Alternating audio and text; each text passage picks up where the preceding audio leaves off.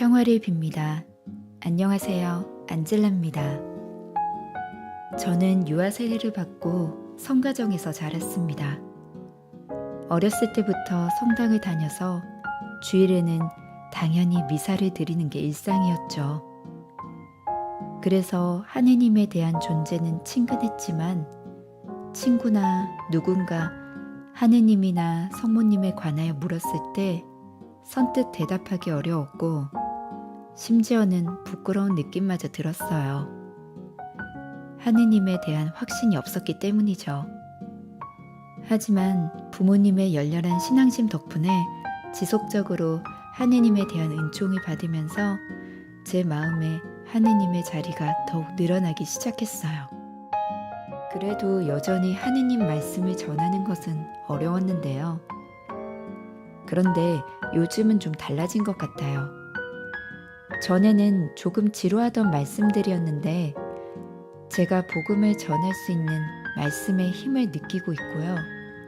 그만큼 하느님에 대한 믿음도 더욱 굳건해지고 있어요.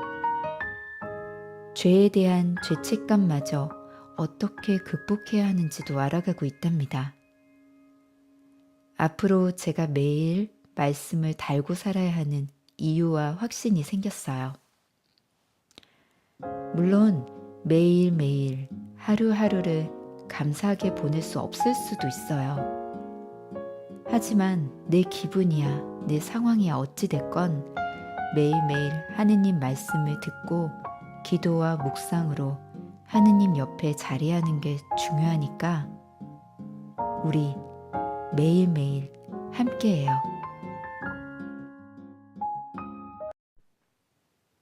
(4월 27일) 부활 8일 축제 토요일.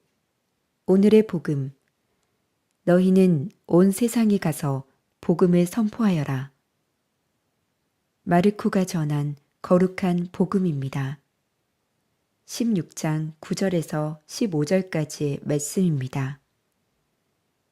예수님께서는 주간 첫날 새벽에 부활하신 뒤 마리아 막달레나에게 처음으로 나타나셨다. 그는 예수님께서 7 마귀를 쫓아주신 여자였다. 그 여자는 예수님과 함께 지내던 이들이 슬퍼하며 울고 있는 곳으로 가서 그들에게 이 소식을 전하였다. 그러나 그들은 예수님께서 살아계시며 그 여자에게 나타나셨다는 말을 듣고도 믿지 않았다. 그 뒤 그들 가운데 2 사람이 걸어서 시골로 가고 있을 때 예수님께서 다른 모습으로 그들에게 나타나셨다. 그래서 그들이 돌아가 다른 제자들에게 알렸지만 제자들은 그들의 말도 믿지 않았다. 마침내 11 제자가 식탁에 앉아 있을 때 예수님께서 나타나셨다. 그리고 그들의 불신과 완고한 마음을 꾸짖으셨다. 되살아난 당신을 본 이들의 말을 그들이 믿지 않았기 때문이다. 예수님께서는 이어서 그들에게 이르셨다. 너희는 온 세상에 가서 모든 피조물에게 복음을 선포하여라.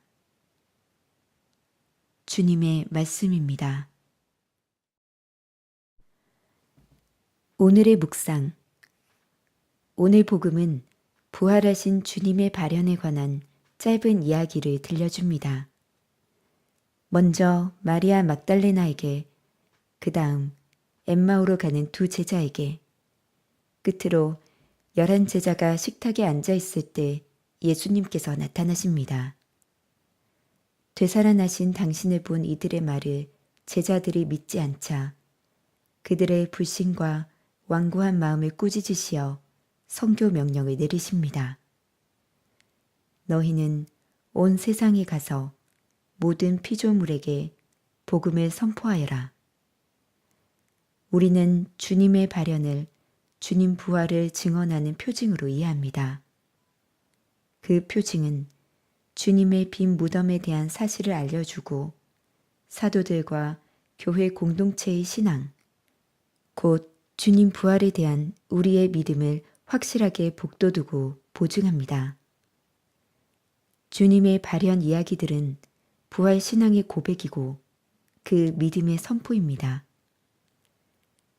그 이야기들의 근본 목적은 일상 사건을 신문이나 텔레비전으로 정확하게 전달하는 것이 아니라 실제로 일어난 부활하신 예수님과의 개인적인 만남과 믿음의 체험들을 전하는 것입니다.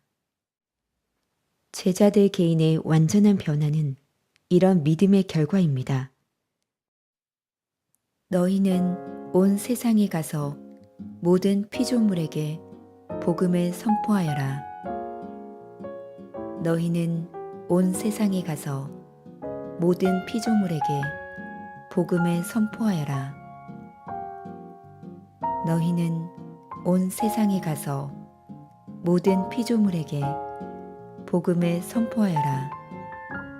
주님, 저의 두 눈은 주님을 바라보기 위함이고 저의 두 귀는 주님의 말씀을 듣기 위함이며 저의 입은 주님의 복음을 전하기 위함입니다. 저를 온전히 주님의 도구로 쓰소서. 아멘. 평화를 빕니다.